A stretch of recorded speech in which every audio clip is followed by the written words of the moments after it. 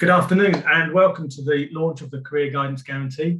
I'm delighted that over 450 colleagues from across the career development profession have booked to join us for this event, demonstrating the passion for career guidance within the sector. My name is David Morgan and I'm from the Career Development Institute. The CDI is a member of the Career Development Policy Group set up last year by a number of key organisations in career development to establish joint policy positions. Initially to address the emergency issues created by the pandemic, and increasingly to raise the visibility of career development as an enabler of education, economic and social policy. Today is the culmination of several months of work by the group to create our ask for lifelong career guidance for every person in England, calling on the government, employers and other decision makers to take action to embed enhanced career guidance in our education and employment systems. We firmly believe that career guidance plays a vital role in helping people manage their life, learning and work, and is needed throughout their lives, not just as they leave school, college or university, or face unemployment. Where career guidance is well implemented, it enables efficient labour markets, alignment of skills and brings significant social benefits. And because of that, we want the career guidance system in England to include giving all citizens a career guidance guarantee. While the recovery from the pandemic makes some areas more urgent and important, we've developed the guarantee as an ongoing recommendation, as career guidance should always be available to those who need it. Today's launch is to colleagues within career development across every area of the profession, and we have a great lineup of speakers to share the 6 elements of the guarantee. Each presenter will outline the key issues and our recommendations to address them. First, Tristram Hooley of the Institute of Student Employers will talk through the career strategy. Then Jan Ellis from Kudos Education will discuss the Gatsby Revolution. Stephen Isherwood of the Institute of Student Employers will present on youth unemployment, and Elaine Boyce from ADCAS will walk through graduate issues. Kieran Gordon of Careers England will then talk about lifelong career development, and Siobhan Leary from ICEGS at the University of Derby will complete the guarantee, looking at quality and professionalism. After this walkthrough of the guarantee, Claire Viney from CRAC will lead a question and answer session before I make closing remarks. So on that note, it's time to introduce the Career Guidance Guarantee, and over to Tristram. Great. Well, I suppose one of the things that we should start by saying is when we're talking about career guidance, we're not just talking about one-to-one career counselling or careers advice, although that is absolutely central and a really important part of what we want to see. But what we're trying to look at here is a very wide range of interventions that we can make to make sure that people have a good career, a successful life, the ability to kind of combine their education, work, leisure life, and so on.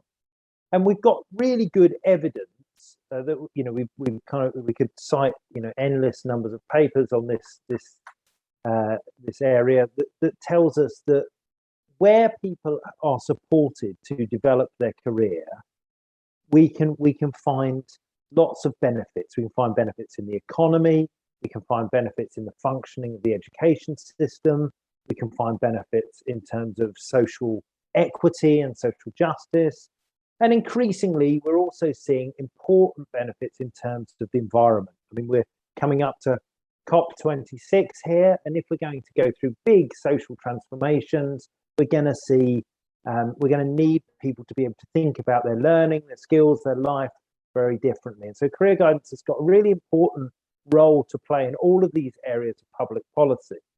And this group, I mean, it's been going for a while, but it really, I think, got renewed purpose when the pandemic started.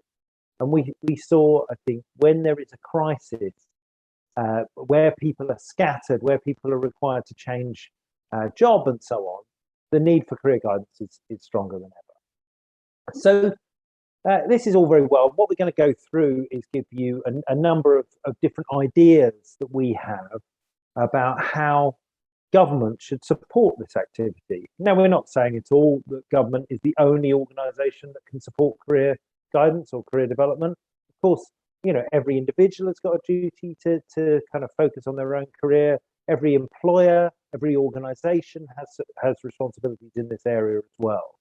But government has a really critical role to play, and it has always been central to the career system that we see in the UK and in England in particular, which is mainly where we'll be focusing today.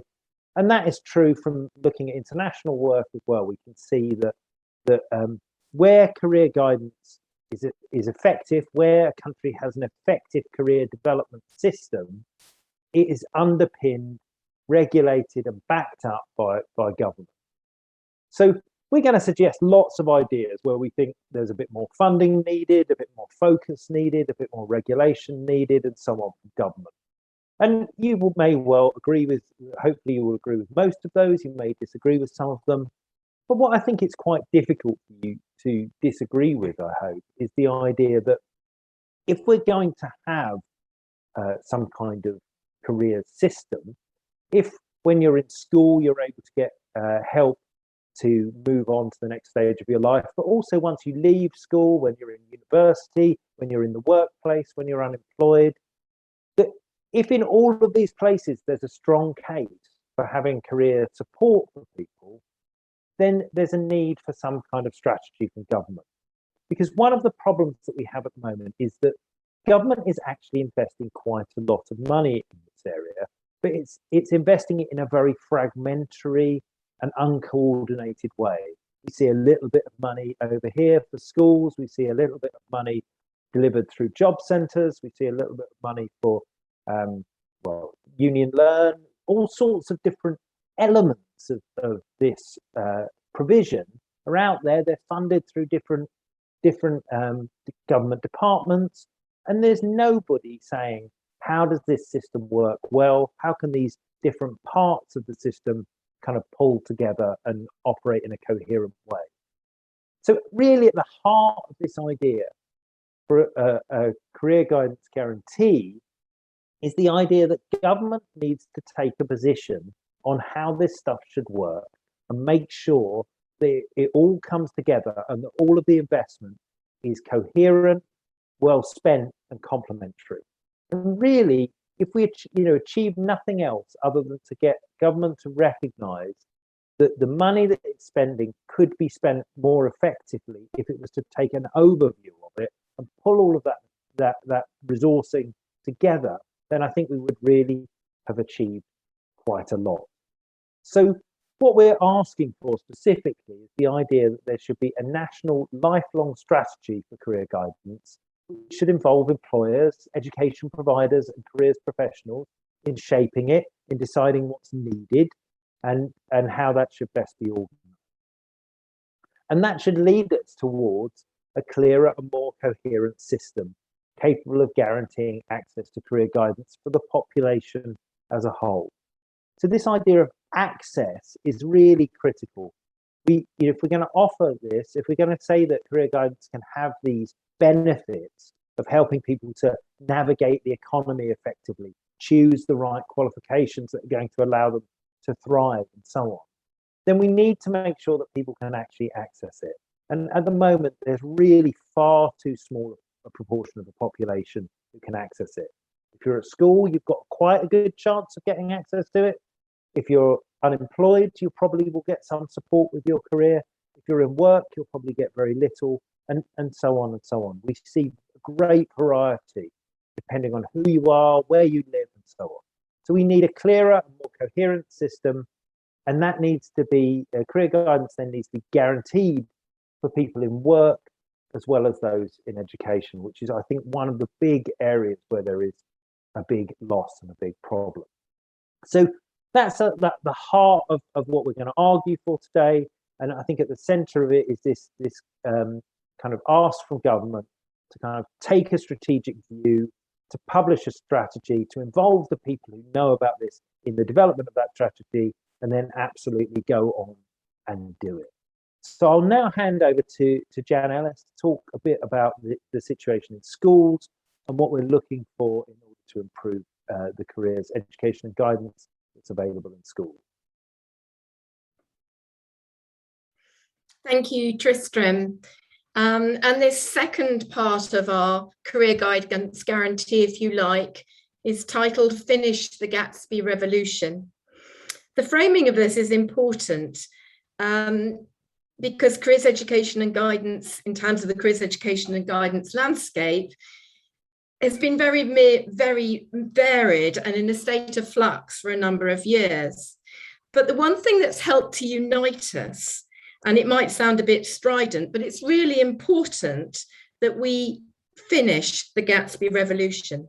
And it's important to give credit where credit is due for the work of the Gatsby Foundation and the Careers and Enterprise Company, because there's no getting away from the fact that the benchmarks have contributed hugely to raising the profile of careers education and guidance in schools and colleges, providing a much needed focus and impetus, clear narrative for head teachers and governors too. However, there is a but, and there's always a but. This has been a huge national ambition to achieve, if you remember, the benchmarks were to be achieved by the end of 2020. And this was acknowledged in the first career strategy and in supporting statutory guidance. And momentum has understandably been lost, not least due to the pandemic and its continuing ramifications. But it's really important that we have some smart goals and targets to work towards and refocus against. It feels the right time to reprise, revise, and develop the next iteration of that career strategy, perhaps making what we're talking about today, the career guidance guarantee, a key principle of that strategy. So what's needed going forward? What's going to make a difference in this area? While we recognise that government is working under huge financial constraints, we remain concerned about the lost focus on careers education and guidance during those awful 18 months of lockdown.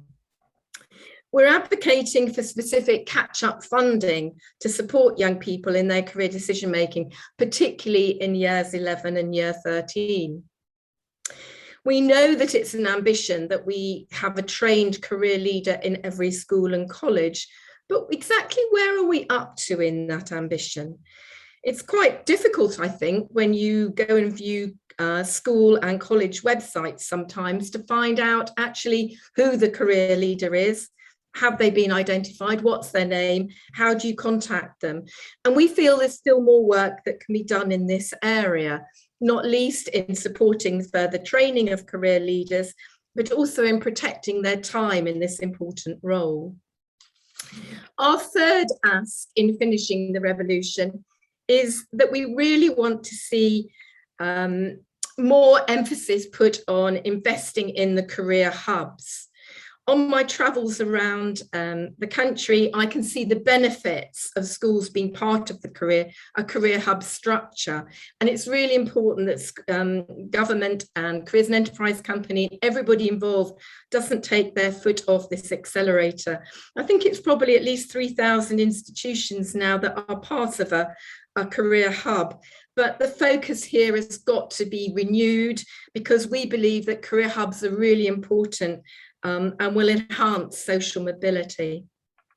And our fourth ask in this section focuses on funding for personal career guidance. On my travels around England, I hear far too often, particularly reflecting on schools, that they haven't contracted with a qualified career practitioner and that there's a mighty skill shortage of careers advisors. In reality, we know this is both about salary levels and the scarcity of qualified practitioners at level 6 and 7. And the government urgently needs to address both these issues. One of the easiest ways of improving the scarcity issue is to reintroduce career bursaries. Historically not a new idea, but they're a way of supporting the training of careers advisors operating at level 6 and level 7. So in summary, the government's got a really important role to play here, articulating the expectations on schools, ensuring the supply of trained careers advisors and career leaders, and refocusing efforts on setting those smart targets around the achievement of the benchmarks, and not least in ensuring ring-fenced funding for schools and colleges to make this work achievable in terms of supporting the employment of career development professionals. Thank you. I'm going to now pass on to Stephen Isherwood, who's presenting a slide focusing more on supporting young people into employment. Thank you very much, Jan. The first thing I'd like to say is that, representing the Institute of Student Employers, the reason, obviously, we're an employer-led organisation, and we think this call is really important because it's essential that for employers to get the talent that they need, that we have a very healthy careers guidance operation, so that young people can be led to the roles and the careers that they are looking for. Now, we've all read in the press, that the job market is bouncing back. There's been some relatively positive news, and actually the last quarter's unemployment stats were good. They were an improvement. But when we actually look over the longer term, particularly around youth unemployment, there really are some strong signals about issues in this market and issues around young people getting into work. The number of young people in employment is below pre-pandemic levels. The number of young people economically inactive is still above pre-COVID levels. Applications for jobs, we see this from our own data. Many employers report over 100 applications per vacancy. So there's an awful lot of competition out there for roles. And when we talk about NEETs, there's still over 700,000 NEETs in the UK. And all these numbers, we're actually talking about people that are in the system. There are a whole bunch of people that probably aren't even in the system and aren't being measured. So it's worse than many of these numbers report. So we really think that it's really important that all people, all young people, have an entitlement to careers guidance. And we think it's really important that local authorities and National Careers Service are fully funded to support to meet the needs of NEETs and young people. It's really important that careers guidance is integrated into all DWP youth programs. And also, we can't rely on the labour market to fix the challenges that are out there. There will be an increase in vacancies. That isn't necessarily going to fix all the problems that we have in the youth market and the challenges for youth unemployment. When we talk to employers, one of the things that they say to us, and this relates to some of the points that Jan's made and also to some of those that Elaine's going to make, is that one of the biggest challenges they face actually is being able to get their messages over to young people. It's to be able to engage with young people. They also talk about the challenges they face. And I'm talking about the very heavily engaged employers who are engaged in this market. About the challenges of people being work ready. Now, I'm not talking about, the tabloid headlines, the employers, frustrated with students, etc., because the employers we work with, that's not the language they use, but they still talk about that ability to engage with young people and the work readiness of young people, which is why it's really essential from our point of view that actually that this issue is fixed. And it's been a long running problem in the UK. We've known this for a number of years, well before COVID ever came on the horizon. And employers have been talking to us about this for a long time. We see it in the apprentice market. We hear about employers who are struggling to get people onto their apprentice programs, but we also hear about the number of young people actually starting on apprentice programs is also falling considerably. So there's significant numbers of issues out there, and we think, to sum up, the key issue that actually we want to see raised is this entitlement to career guidance, a good career structure for all young people to aid those transitions into the labour market.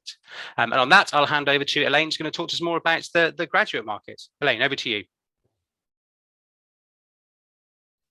Thank you, Stephen. I'm Elaine Boyce from the Association of Graduate Career Advisory Services, and I'm going to talk about developing graduate careers. So there are a number of issues for the graduate market that I'm going to touch upon. The first one is that the graduate market is always competitive, it's filled with inequalities, and it makes successful a real ongoing challenge. I'm going to just pull on some information from the Graduate Outcome Survey in which is based on the graduates from 2017-18 cohort. This survey surveys graduates 15 months after graduation. And at that point, it is clear that the inequalities persist for BAME graduates and students that have continued throughout their student journey. In fact, more than 60% of white graduates from that cohort had gained full-time employment by 15 months, compared to only less than 54% of BAME graduates. We also find that more Asian and Black graduates went on to further postgraduate education than from any other ethnic group. But despite this, white male undergraduates will still earn more than a Black postgraduate at the same point in their student life cycle. So just to put that in numbers, Black graduates across all age group are the lowest paid, with a median earning of about 25,500 compared with the median earning of 35,000 for white graduates. Also, at all qualification levels, the proportion of disabled graduates in full-time employment is lower than the proportion of non-disabled graduates in full-time employment. So, for example, at first degree level, the proportion of disabled graduates obtaining full-time employment is only 53.2% and is lower than non-disabled graduates at 60.4%. The second thing the issue we have identified is post-COVID-19, that there are even more challenges for graduates, which could mean that we're losing graduate level skills and potential from the economy. The pandemic has impacted how recent graduates are making their career decisions. The first report we've run from a longitudinal study that we've conducted with the University of Southampton found that the vast majority of graduates felt that the pandemic had a detrimental impact on their employment prospects, and most had been made to think differently about the future. They've become less confident about future employment prospects and faced greater challenges finding employment than they expected. The fourth issue that we have identified is that once graduates have left higher education, it's unclear where their career support should be accessed.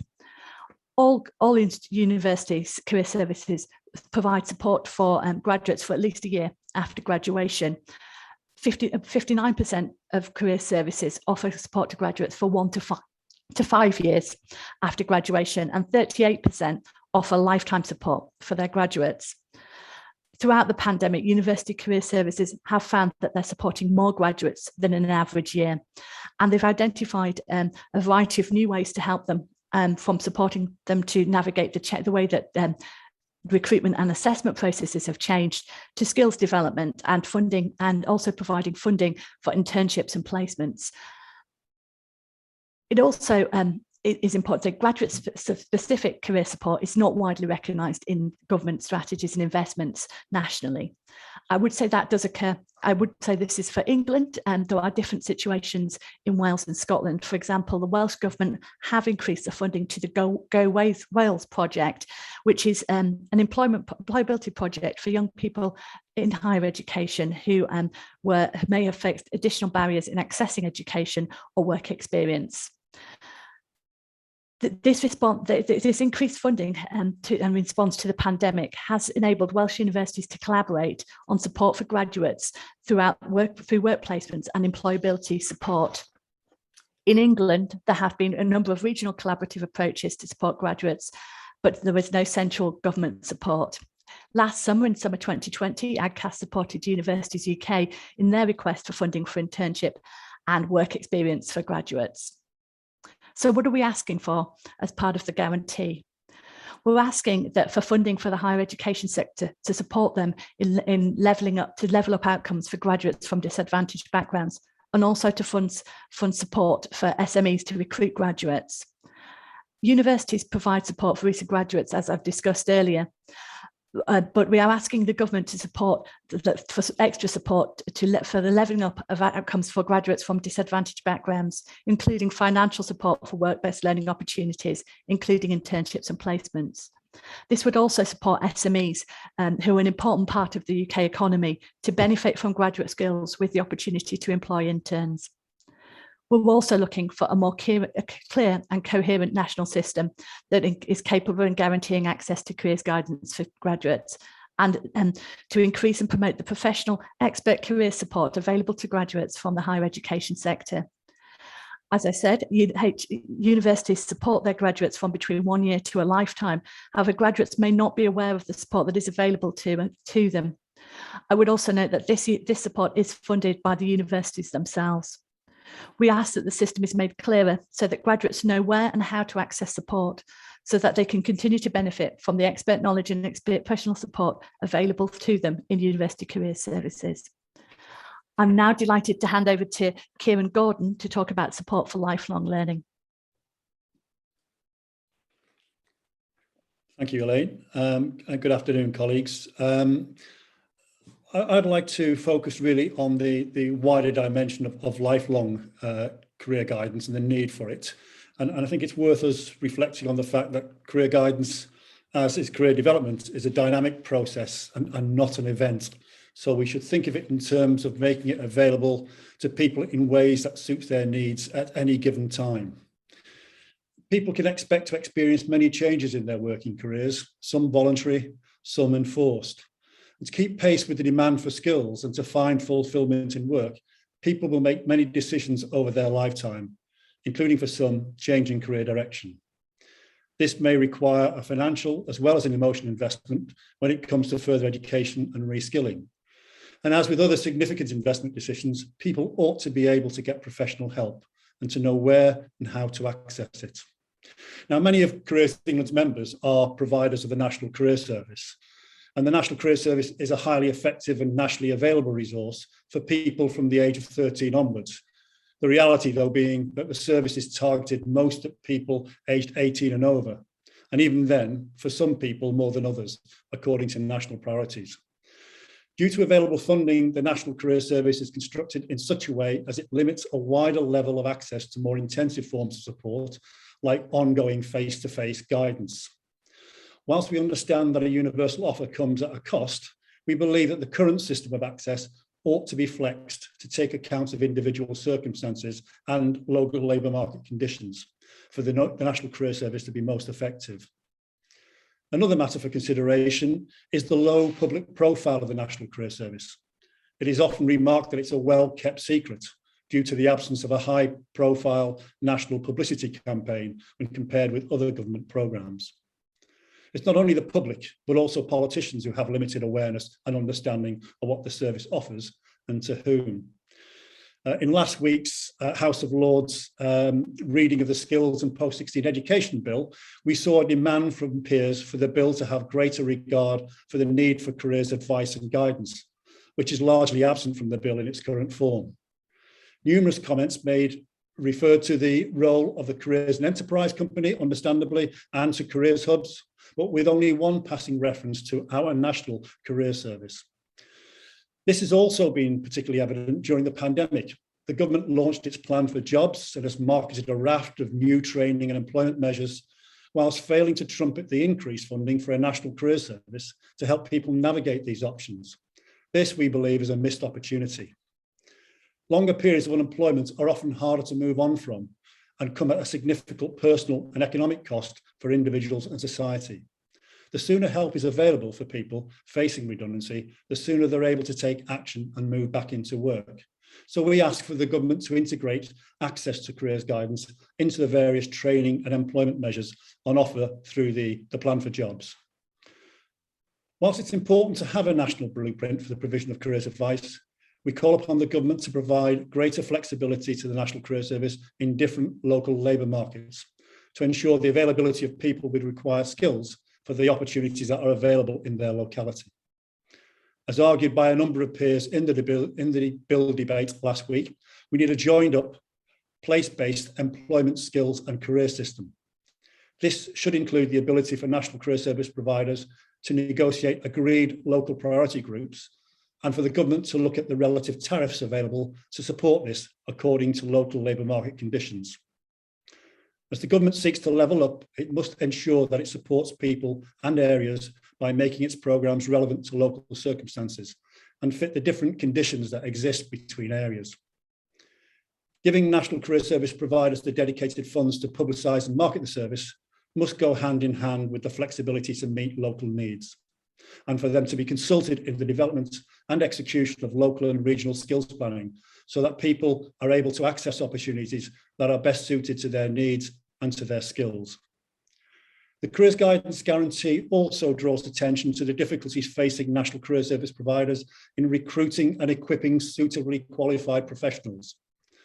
Whilst there is a recognition of the need for professionally trained staff, the levels of funding on offer compared with other better funded government education, employment and training programmes are such that they don't adequately provide for this, nor do they enable providers to invest in the ongoing professional development that is vital to the quality of services on offer. Thank you. I'd like to pass over now to Siobhan Neary, who will address the issues of quality and professionalism.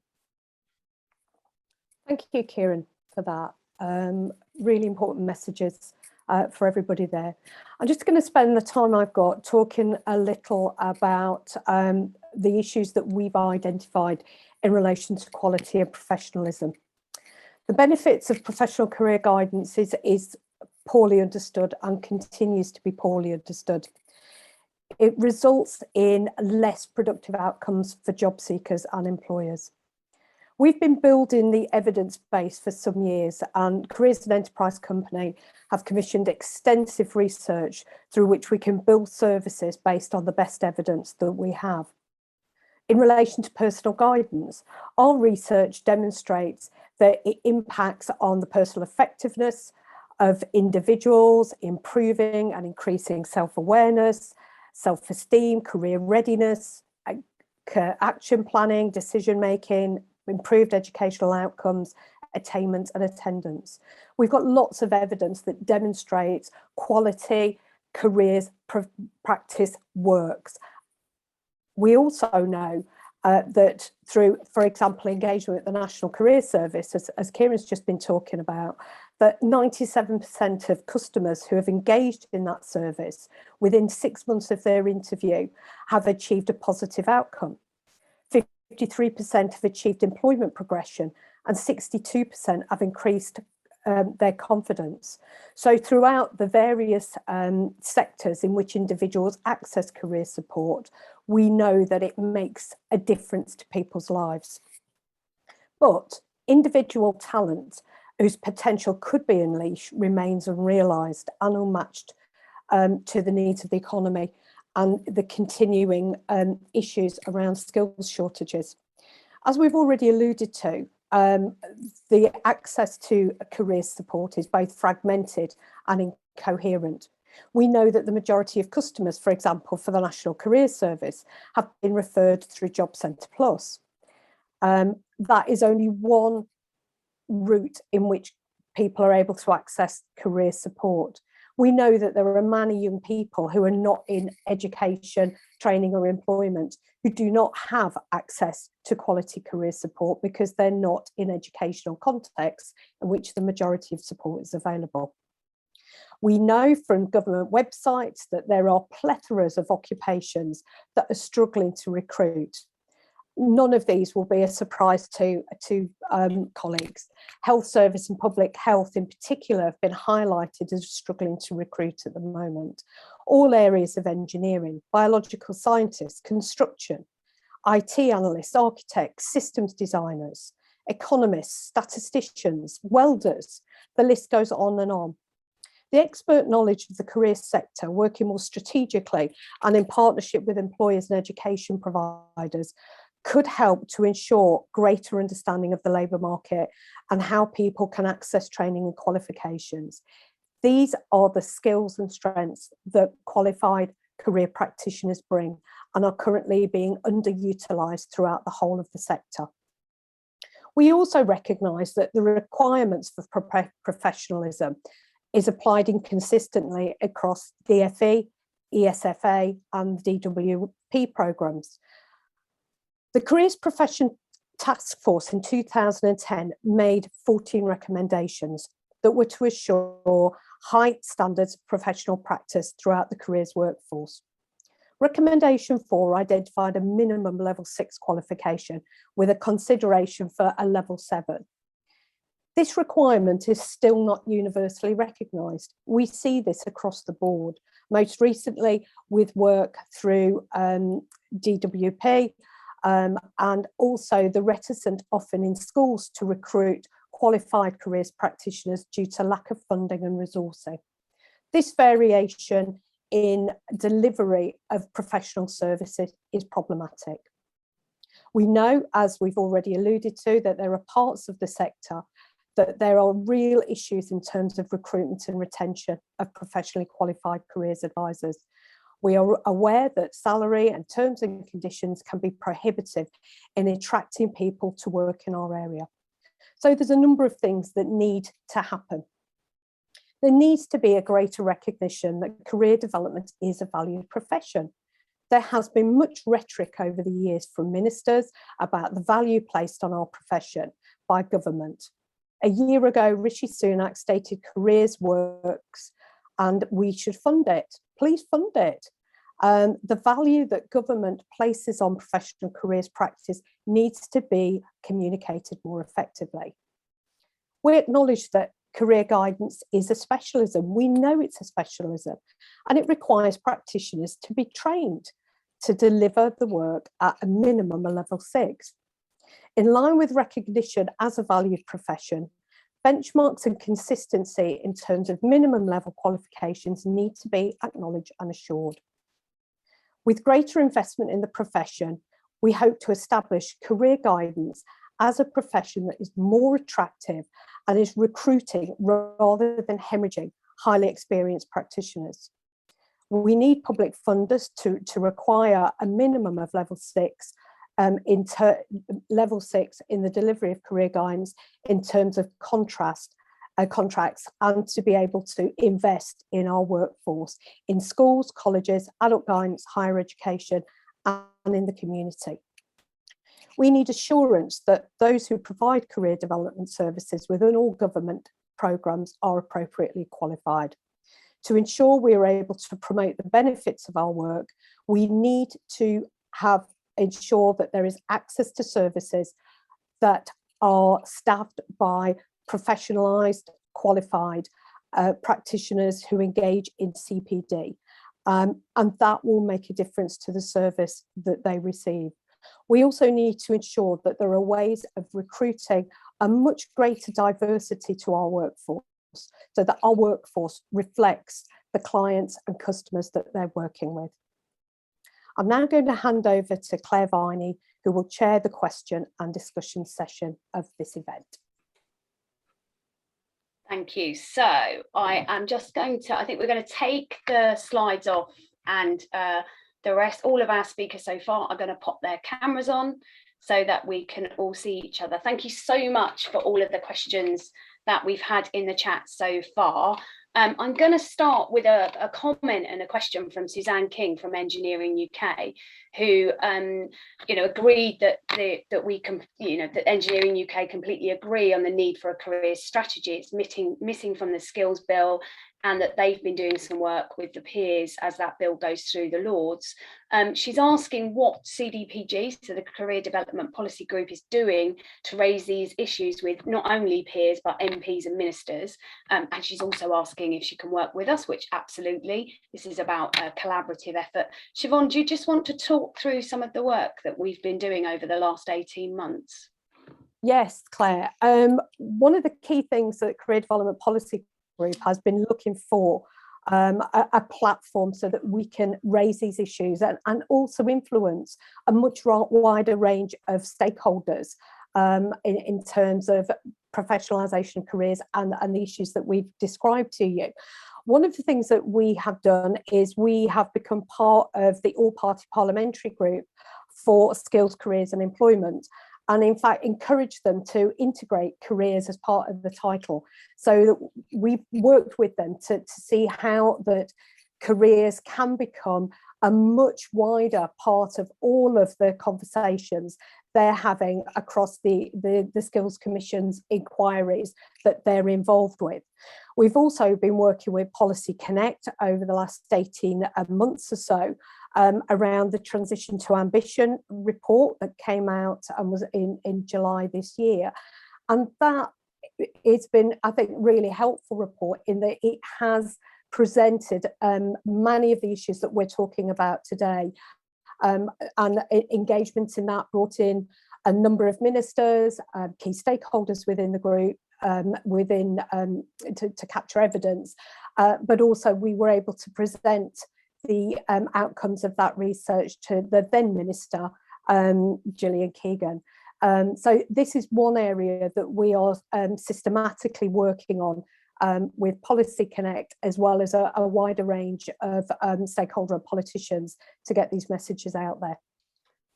Tristram, I don't know whether you wanted to come in around some of the, obviously the careers strategy and the comments that you made up front, and then I'll come to you, David, to follow up. I mean, there's a lot to do with government.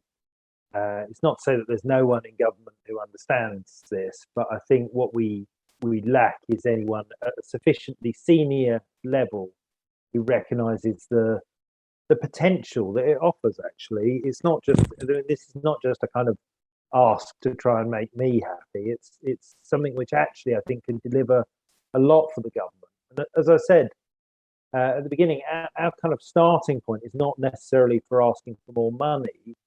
It would actually be a good starting point to spend the money that's being spent more effectively. And that probably requires not just, well, certainly not just the Department for Education. Also, we would want to see, the Department for Work and Pensions involved in some kind of cross departmental thinking about this. We'd also want to see probably Business Department, Justice, and so on. And so this really, I think, needs to be a kind of whole government theme. And we're always trying to raise these issues, and we have regular meetings with Department for Education and various people in that sort of space. But there's a lot to do here, and I think there's a real opportunity for the politician that can see that the idea of a career guidance guarantee, of supporting people to achieve decent work and their potential is actually something that could be a vote-winning theme for government. So I think there's a lot more to do with government in this area. Yeah, and I was interested, obviously you talked about COP26 and how we can connect to the things that are important to the current government. David, did you want to come in? I was just saying, as well as everything that Siobhan and Tristan have said about us at the CDPG, each of us individually as organisations continues with our work to raise the profile of careers with government, shadow ministers and other stakeholders. But just a point that you'll see on the next step slide at the end, we are planning a second event, which is this event is aimed at the sector to talk to people, colleagues across the profession. But the second one is aimed at politicians, employers and other key stakeholders to take the message outside of career development and to be heard. Good. Okay, well, we're going to move on. There's a number of questions around the Gatsby benchmarks. Michelle Chadnan said that there is a big gap in requirement to work towards Gatsby benchmarks for provision outside of schools and colleges, leaving adult education providers and the study programs to their own devices. Jan, I don't know whether you wanted to come in and comment. And I was interested around, how do we know that Gatsby benchmarks are making a difference? It's just started chucking it down here. If you can hear rain on my window, I'm going to put myself on mute now. Thanks, Claire. Well, two things immediately to comment on. First of all, the Gatsby benchmarks were originally conceived of as something that for schools and colleges. And it might be that the concept is flexed and developed and used in other settings, but all the original research and evaluation was done around schools and colleges. So I can completely understand that they're being used in a whole variety of different ways for different types of institutions. And there's no formality or requirement that they're used beyond schools and colleges. The second point about impact and effect and what do we know, many people taking part in this call will recognise that the Careers and Enterprise Company has produced over the last couple of years a report called The State of the Nation. And in that, they've tried to give an overview of what's being achieved in terms of the benchmarks. And I did have a conversation with John Yarham last week about whether that report is going to come out, because it used to come out in October after half term.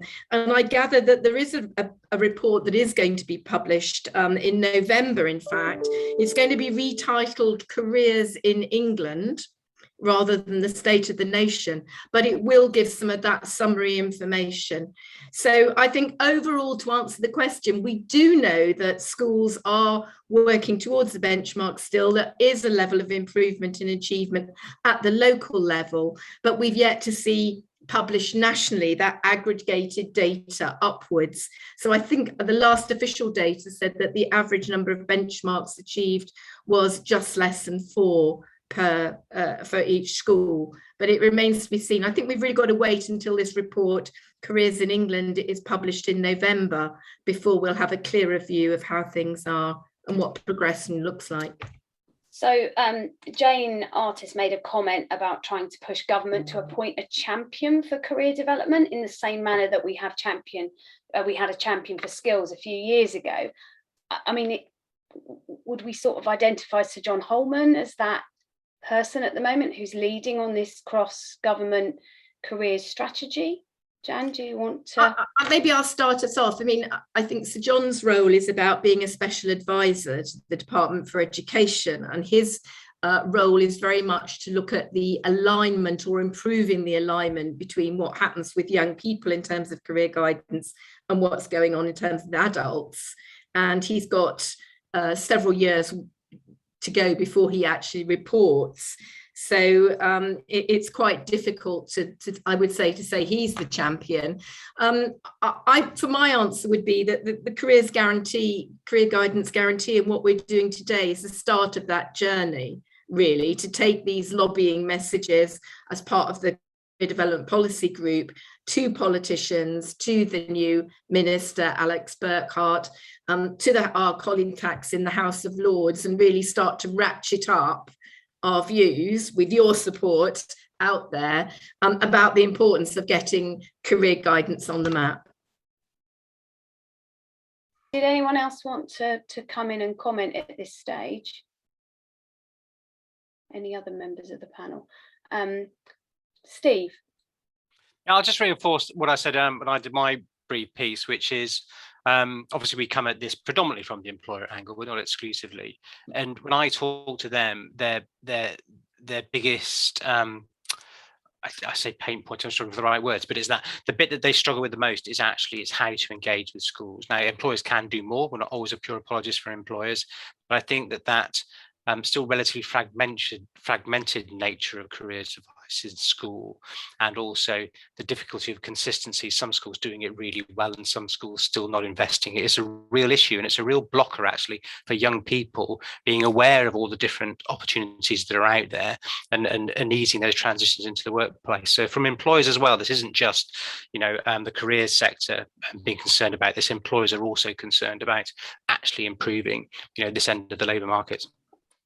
Yeah, there was a question from Lorna Clark around special educational needs and disability.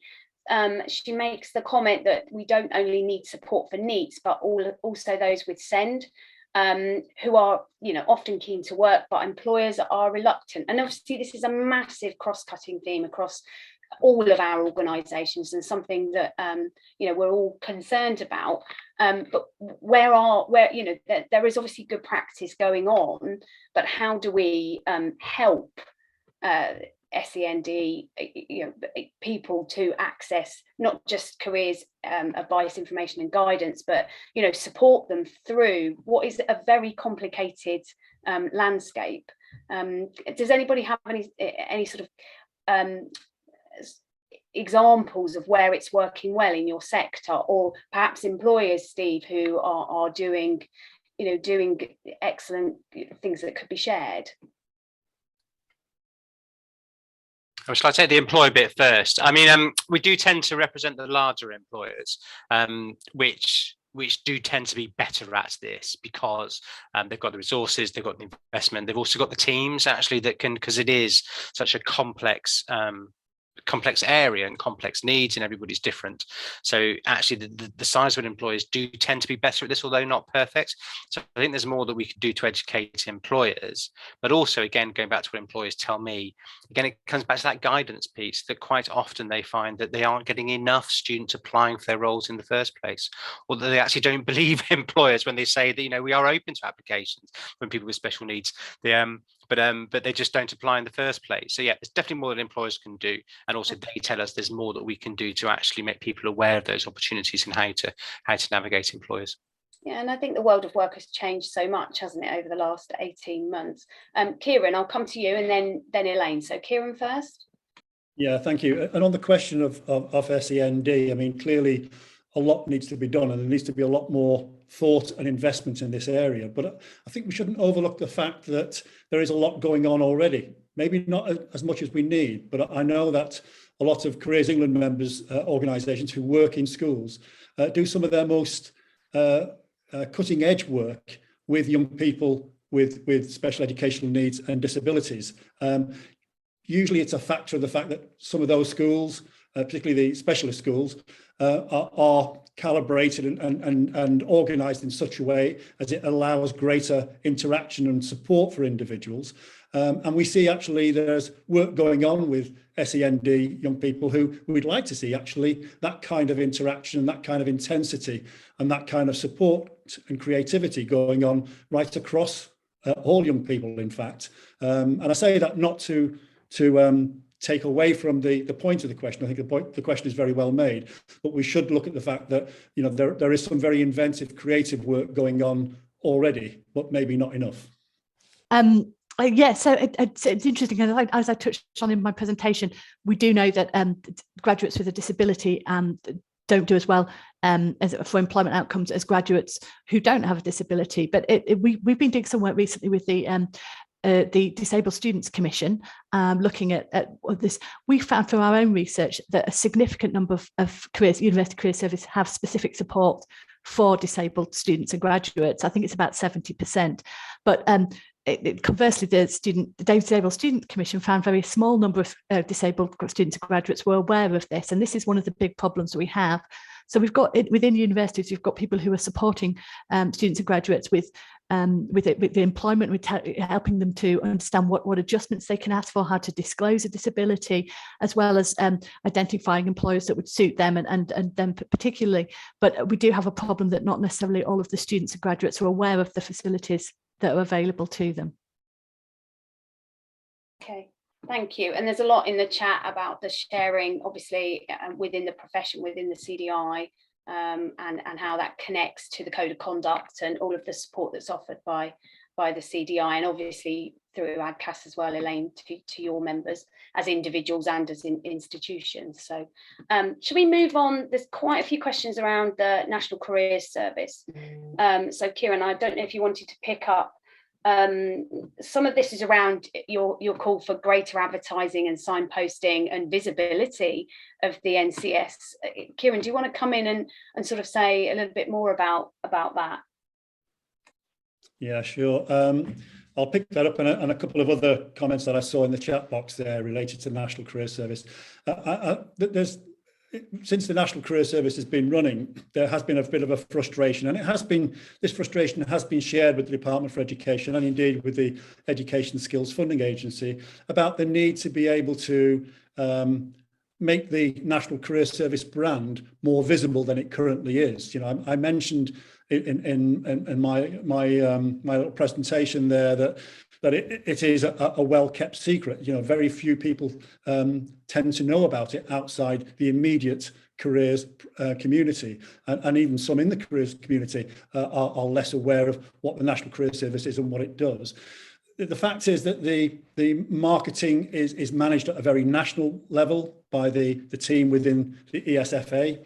Very little flexibility is given to local providers to be able to market the service, and obviously few funds to be able to do that. And I think we really need to address that. It does tend to go below the radar too often. And I know from my own personal experience in my past life, when raising the National Career Service as a local provider to, you know, regional and local planners and educationalists and elected members, etc., very few people knew about it. It's just not known. On some other issues there about the National Career Service have picked up, I think somebody has picked up the question that we need to be insisting on level 6, level 7 qualifications for National Career Service advisors. And I think, again, you know, this is something we have been asking for some time. Just for people who might not be aware, National Career Service contract stipulates a minimum level of level 4. I mean, the truth is actually a number of National Career Service providers actually have quite a number of their frontline careers advice workforce qualify to level 6 and in some cases level 7, but it's not universal as it's not mandatory. I'd agree that, you know, for professional careers advice to operate, it has to operate at that level. But then that brings into questions the levels of funding that are available, because if we're going to attract people into the profession at that level, which we should be doing, then we need to be able to pay wages and salaries that can attract people from that kind of background. And I think we're short of that at the moment. One other issue I'll pick up, and then I'll pass over, because I know Tristan wants to say something on this. Yeah. I recognise one colleague had made a question about inconsistencies in the delivery, that outcome-based activity is usurping individual-based activity, and too much focus on payment-related fundings. I mean, I guess all of that is true, to be honest with you. The way that the National Career Service is calibrated at a national level, 100% payment by results, providers have to operate within those constraints. Many providers, most that I speak to, would like to do more with more individuals and spend more time helping a person through their career journey than they are actually able to because of funding constraints.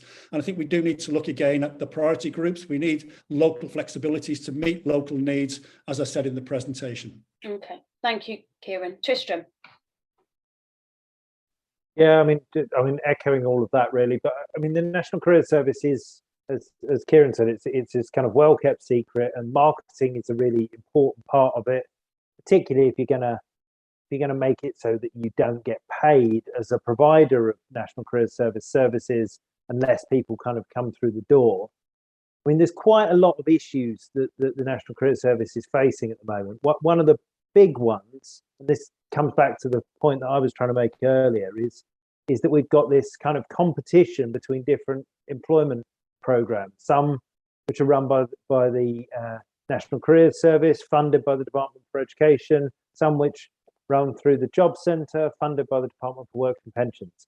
Now, that is not a sensible way to organise things. I can't see anybody who could think that was a sensible way to organise things. You know, if we're going to run a high quality employment programme so that people who are either out of work or in danger of losing their jobs, or perhaps just looking for a better work and to increase their skills, can access the support they need, then it should be clear where you go. It should be clear who you talk to, and you shouldn't have two or three or more different services fighting against each other for every person. It's just, I mean, that just makes kind of common sense. There's very, very little evidence to support the kind of payment by results system that the National Careers Service operates on.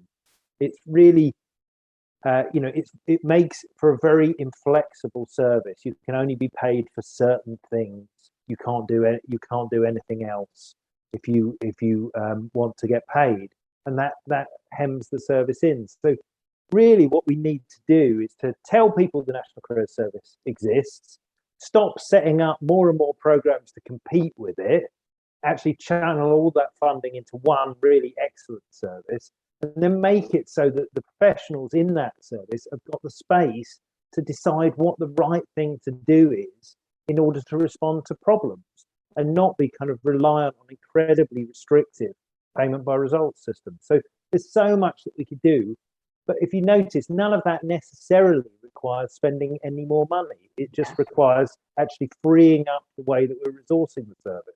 Not to say that I wouldn't like more money for the National Career Service, but you know, we could do an awful lot just by funding it, just by freeing up the way it's regulated. And I think we just need to point out that obviously this is the community event to launch the Career Guidance Guarantee. So we are at risk of being slightly in a bit of an echo chamber here, because we're all vehemently agreeing with you, Tristram, and with you, Kieran, that actually it could be so much better. And what we want is the system to enable professionals to do their job and give of their best.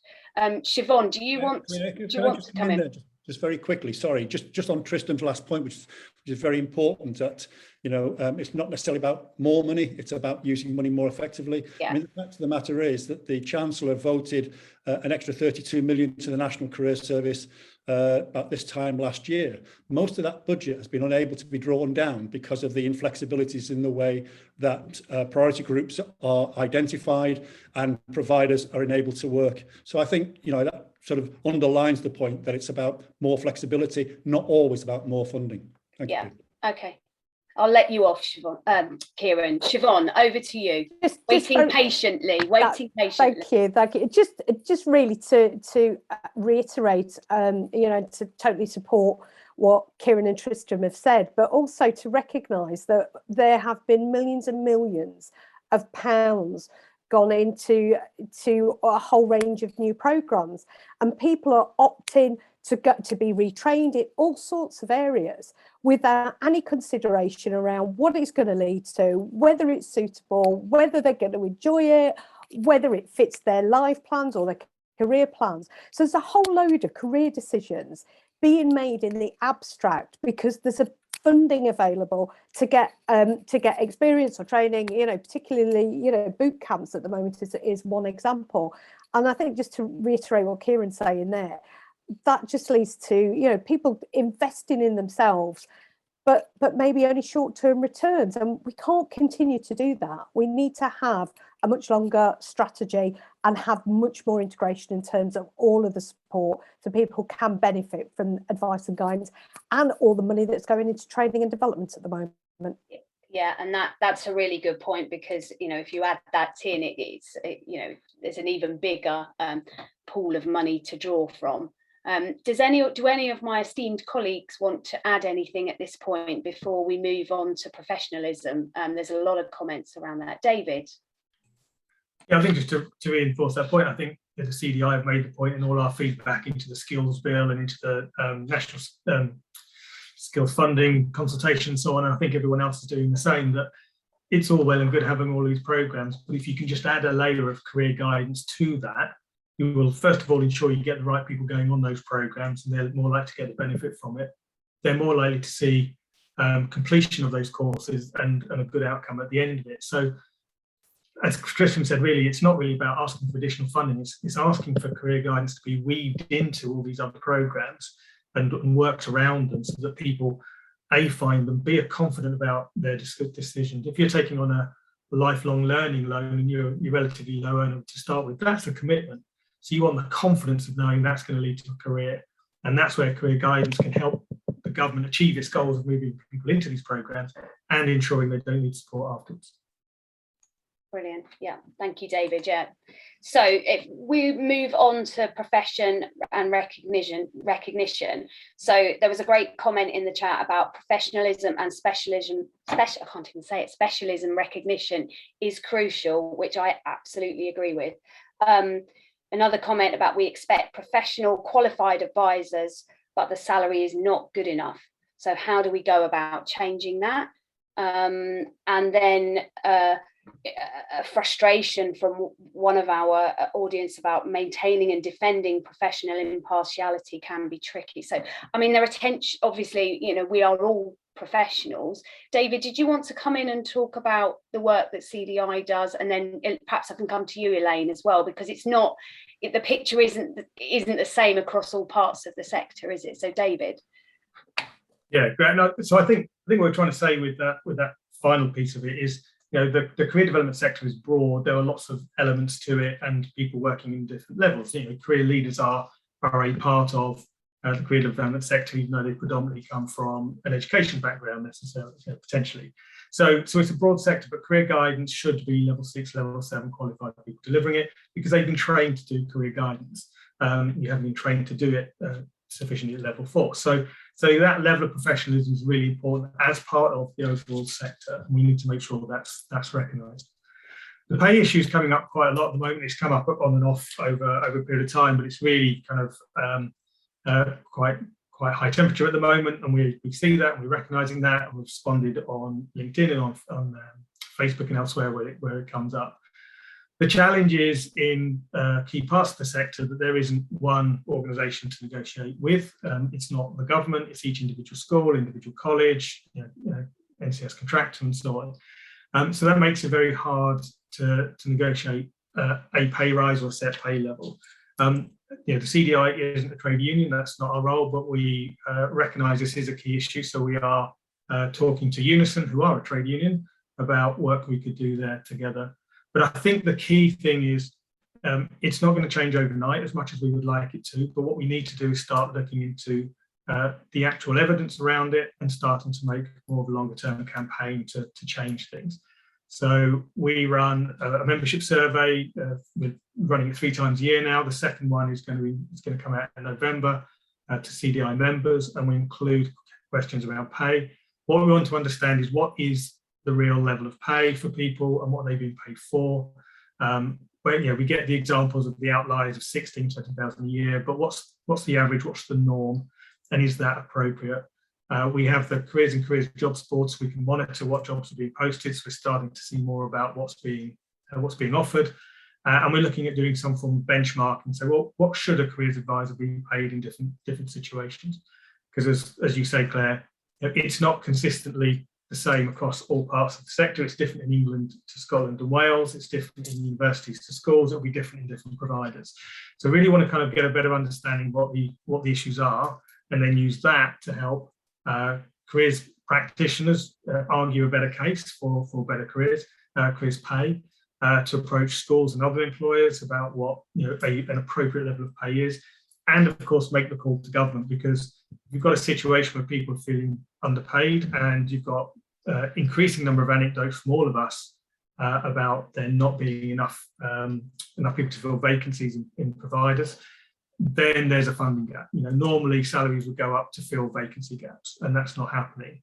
So that suggests that there is a funding issue. So we do need to look at how do we ensure there is funding that people can offer appropriate levels of pay. Yeah, just before I come on to the higher education sector, Elaine, I just wanted to make a comment that Nadia in the chat talked about her own experience, that she's currently studying towards a career development degree, and I'm finding it almost impossible to find a job as a trainee, in particular on a part-time basis. And I think there needs to be flexibility from the employers as well.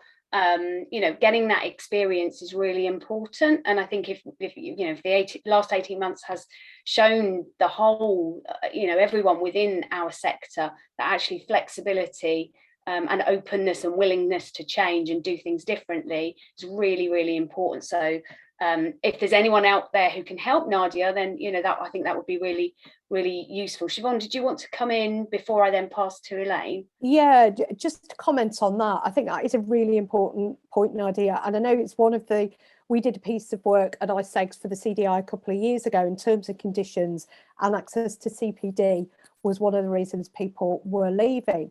But we are seeing careers companies developing trainee schemes, and obviously with apprenticeships coming on board, hopefully there will be a greater range of opportunities. But we do know employers are really struggling to recruit, and maybe approach some if you're able, and suggest that what you're able to offer.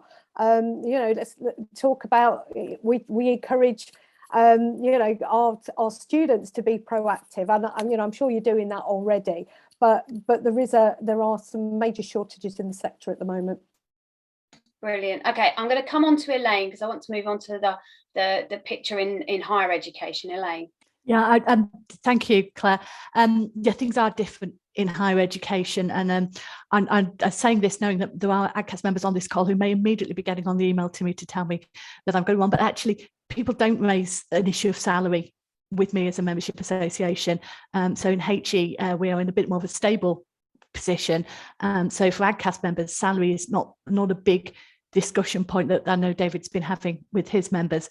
So it's slightly different. We also, I do find that universities are appointing people and then training, providing professional development and training, including supporting people to get their qualifications.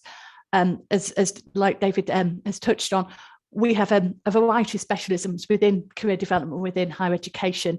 In fact, AGCAS, during the summer, we launched our professional pathways, which recognise the different types of career development professional that we have within our career service. And there were many of them. I think we have 9 pathways, each of them looking at how people move up that pathway. For some, there were qualification elements, some it's skills and experience that you learn through the work or bring to the role, and there are different ways of doing it. So I think for us, it's slightly different. We're in a slightly different part of the sector, but some of the same issues that we've talked about earlier. Kieran, okay, we're going to move on. Ildiko Pap asked the question: do we think that online career guidance might fill the gap of need for career support amongst the 25 to 45-year-olds? I knew you would answer this one, Tristram. And then if anyone else wants to come in, please raise your hand. So Tristram. Yeah, I mean, online career guidance is great. Does depend what you mean by that, though. That's the only thing. And what we know about effective online provision is that it has people involved. I mean, you can mediate interactions with a careers professional. Lots of National Career Service providers, lots of universities have been delivering huge amount of their careers guidance and workshop sessions and everything else online. Absolutely do that. And I think for people who are particularly working adults who might find it difficult to get into a particular centre during the working day and so on, having access to some kind of online or telephone guidance service is really valuable. But that shouldn't really compromise things like the qualification level and the quality that you offer. I mean, we should hold online and telephone services to the same quality standards as we hold to everything else. Now, of course, there are other things that you can do as well. There's lots of other resources that you can provide to people online. But I mean, at the heart, I think the career guidance profession is not about the delivery through one particular mode. It's the delivery of career support and career guidance, however it's best delivered, really. And I mean, actually, a lot of government services would do well to make that, open those possibilities up so people could deliver things online more easily in the future as well. Yeah, I mean, Jan, I don't know if you want to come in, because obviously you're now with Kudos Education, which is kind of going the other way. And I think it's really interesting to sort of understand the model that and the proposals that you're trying to sort of, the collaborative way of working. Thank you for a quick advert, Ben. I appreciate that. Yeah, I'm working with Kudos Education at the moment, which has an ambition to build, through private sector funding, 160 career hubs called Kudos Career Hubs in areas of deprivation in England over the next 5 years. We've got planning permission for the first, which is Rotherham. That's the shout. In Rotherham, as part of the Sheffield Mayoral Combined Authority, and we're working with 17 other areas at the moment to try and get the hubs through planning permission, and then we can start building, etc. But the critical bit of information to take away is that the Kudos Career Hubs will be funded initially by the private sector. And what we want to do is really show the importance and value of that place and space for career guidance, both for young people and adults. Do some impressive impact evaluation to show that, the benefits of offering this service. And then as a bit of a reverse visioning, or forcing the vision with government, take that back to the minister responsible for skills and apprenticeships and skills, and really show the value of actually creating that unique place and space where people can go to get career guidance. So it's an exciting project. It's in its very early days, but we are really trying to force that vision, as Baker Deering did with the UTCs. You probably know that the UTCs weren't an idea of the DFE originally. They were thought of Baker and Deering, They funded the initial setup, and now suddenly that is part of mainstream DFE funding. And that's certainly the same ambition for Kudos Career Hubs, that we're seeking to establish that unique place and space for career guidance and employer engagement type activities for young people and adults, particularly focusing on areas of deprivation. And I think, I mean, accessibility to technology, and there's some comments in the chat about triaging using online services. So I think the way forward really is going to be a blended approach, yeah, isn't it? Yeah. I mean, we've all learned we can operate very well online, but there is no substitute in some situations to be able to walk down the road and actually go and talk to somebody face to face. So even in our Kudos Career Hubs, there is a focus on using technology. Because that's what young people and adults are going to find in the workplace, but it's still very important to be able to access that individual approach. So I'm going to come to Siobhan, and then I'm going to come to Kieran. 10 minutes left till the end, so we've got a few more minutes of questions, and then I think I hand to David for the wrap up. So if you've got any more burning questions, please put them in the chat. Siobhan, do you want to come in? Yeah, thanks, Claire. Just really to add a couple of points to that discussion about hybrid working. I think, you know, let's not forget that in the thousands, the early thousands, we had a world-beating telephone guidance service. You know, we had a model that countries were coming from all over to learn more about. And one of the real strengths of that was how it was promoted and accessed. So going back to, you know, Kieran's point earlier about, you know, National Career Service as a secret, you know, the National Telephone Guidance Service at that time was promoted on adverts on television. And what it did is it normalised it so that, you know, people could think, all right, it's middle of Coronation Street. I'm not feeling like I want to go to work tomorrow. Don't like what I'm doing. What can I do? You know, using that and that flexibility, and I think it is about horses for courses. I think, you know, face-to-face guidance is absolutely, you know, incredibly important, and we can never lose it. But different people want to access career guidance in different ways, and I think, you know, we've learned that, and we've learned a lot in terms of skill development. And how we deliver those services effectively. And allied with that, I think localised, you know, agendas around what's happening. There are some one-stop shops. There's some, as you know, Jan's been talking about hubs. There are lots of ways of bringing career support together in local areas. And I think that's one of the areas we need to be focusing on, is learning more about how they're working and what works well. Brilliant, thank you, Siobhan. So Kieran, I'm going to come to you, and then there's a couple of comments that I want to just raise. So, oh, Kieran's put your hand down, Kieran. Yeah. Okay. No, sorry, I just brought it down because I was just going to make a point and then make sure it was down. No, I was going to make the point Siobhan made about the National Telephone Service, so I won't reiterate that. I mean, the question is well made about, you know, can technology provide greater access for more, and it can, and that's been patently proven at least over the last 12 months and more. It was there, it was happening already before that. But I think there's a couple of other things we need to think about. There are the issues of IT poverty. You know, not everybody does have access through that means. So if we're going to have the blended approach, which we do have and we should have, we do need to be mindful of whether people can access services.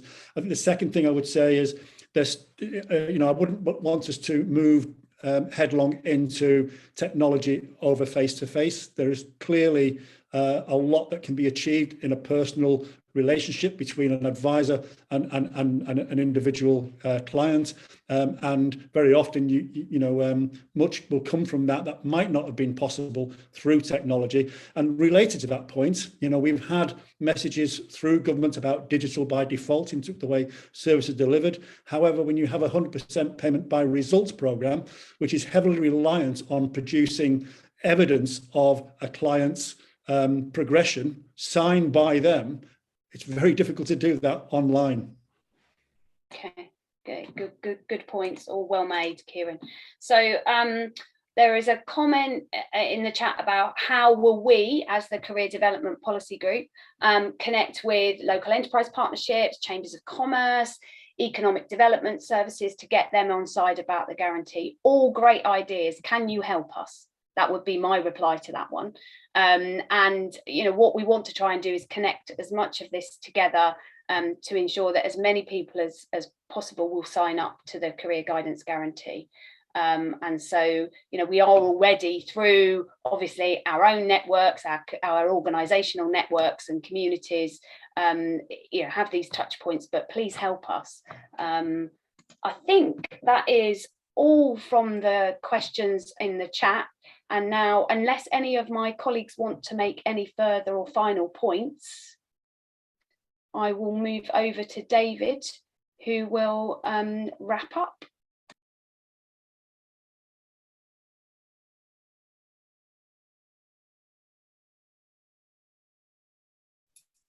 Super. Thank you, Claire. Thank you, everyone. So hopefully you can see the slides. Look, someone to nod. Yep. So thank you. It's been fantastic that so many of you have joined today's launch, and thank you for all your questions and comments. As you've heard, we passionately believe that high quality career guidance embedded into the education and employment systems of the nation will add huge personal, economic and social benefit. As the members of the CDPG, we are committed to raising the profile of the guarantee and working to get it implemented. But the voices of the CPDG are few and the voices of the career development profession are many. And with your help, we can make the call for the guarantee louder and clearer. There are 3 ways that you can add your voice to this call. First, we're asking for every person and organisation to add their name as signatories showing support for the guarantee. Second, while it's important that we showcase the hard evidence that supports the value of career guidance, there is nothing as powerful as real stories showing the impact it has had on lives. So we're asking you to record a video showing what career guidance has meant for you and where you can, encouraging your clients to do the same. Finally, you can amplify the messages from today by talking about, liking, sharing and retweeting the guarantee using the hashtag Career Guidance Guarantee. Information on all of these can be found after the event on the web address on screen. We're asking you to do this now because we're planning a second event with politicians, key employers and other decision makers to share the guarantee with them and ask for action to be taken to implement each element of it. Your support through your signatures and videos will add enormous weight to that event. As well as that event, we'll be continuing to champion the guarantee, so please look out for our posts. And with that, I'd like to thank all our presenters today, and most of all, thank every one of you for joining us. I hope you found the session inspiring. If you'd like to know any more about the guarantee, have a look at the website or get in touch with any of the presenters from today. Thank you and have a lovely afternoon.